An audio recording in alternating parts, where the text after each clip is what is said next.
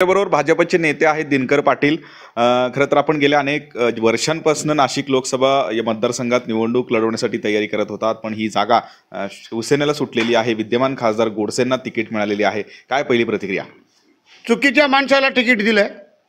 हेमंत गोडसेवर संपूर्ण 10 वर्षापासून निवडून आल्यावर एकही काम केलं नाही, एक ठोस काम केलं नव्हतं आणि चुकीच्या माणसाला उमेदवारी गेलेली आहे. महायुतीने ही चुकी केलेली आहे. बरं, आपली काय भूमिका राहणार आहे? म्हणजे आता निवडणूक आपण लढणार आहात की बंडखोरी करणारे पक्षात, काय भूमिका आहे?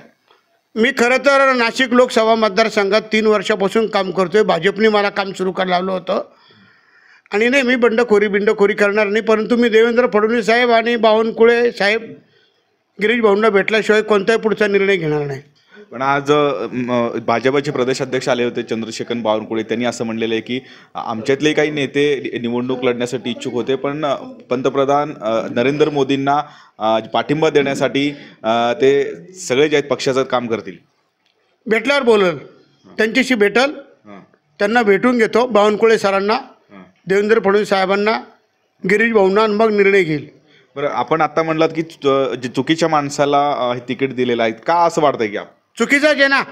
नरेंद्र मोदी साहेबांचा फोटो टाकत नाही, 10 वर्ष काम केलं नाही, 10 वर्ष कोणाला भेटला नाही, 10 वर्ष कोणाचंही काम केलं नाही, एक ठोस निर्णय नाही आणि आज त्याला तिकीट दिलं ते चुकीचंच आहे.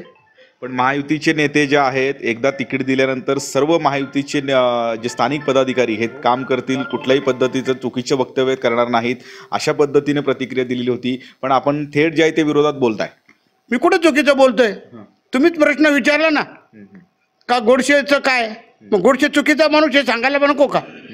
तुम्ही प्रश्न विचारला त्याचं उत्तर आहे.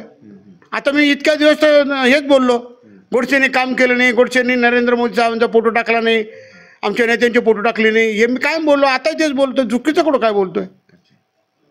बरं, आपण नेमकं आत्ता बोललात की गिरीश महाजन असतील किंवा वरिष्ठ नेत्यांना मी भेटणार आहे, भाजप कधी भेटणार आहे आणि आपली जी भूमिका आहे ती कधी आपण जाहीर करणार आहे? त्यांनी भेट दिल्यावर भेटल.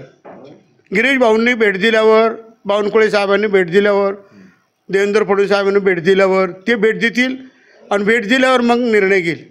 आता तूर्त आपण हे निवडणूक लढणार नाही तुमच्या भाजप नेत्यांची भेट घेईपर्यंत? नाही, मी पहिल्यापासून सांगतो की मला भाजपने तिकीट दिलं तरच मी निवडणूक लढवणार होतो. मी शब्द बदलणार नाही आणि मला काही उमेदवारी बिंडखोरी करायची नाही. मला कोणाला ब्लॅकमेलिंग करायचं नाही आहे. त्यामुळे माझा निर्णय ठाम आहे. पक्षाने तिकीट दिलं असं तरच निवडणूक लढवली असती. तर हे होते भाजप नेते दिनकर पाटील. गेल्या अनेक महिन्यांपासून ते नाशिक लोकसभा मतदारसंघातून भाजपकडनं लढण्यासाठी इच्छुक होते, पण ही जागा शिवसेनेला सुटलेली आहे आणि त्यानंतर ही त्यांची प्रतिक्रिया होती. आगामी काळात आमचे भाजपचे जे वरिष्ठ नेते आहेत एकूणच त्यांच्याशी भेट घेऊन मी पुढची भूमिका जाहीर करेन, अशा पद्धतीची भूमिका त्यांनी घेतलेली आहे. त्यामुळे नेमकं आता जे आगामी काळात काय दिनकर पाटील आपली भूमिका जाहीर करतात हे पाहणं महत्त्वाचं असणार आहे. किरण गोटूर, जय महाराष्ट्र न्यूज, नाशिक.